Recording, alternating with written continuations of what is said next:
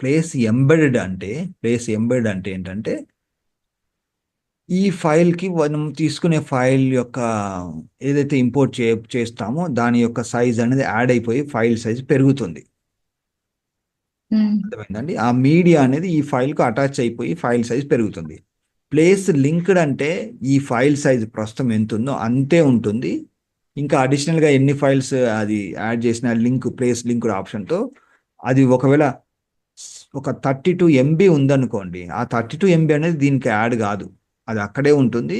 Just ఒక link ఉంటుంది అని అంటే ఆ లింక్ మాత్రం మెయింటైన్ చేయాలి. మరి అక్కడ డిలీట్ చేస్తే మళ్ళీ ఈ ఫైల్లో సరిగా ఓపెన్ కాదన్నట్టు. సో అది డిఫరెన్స్.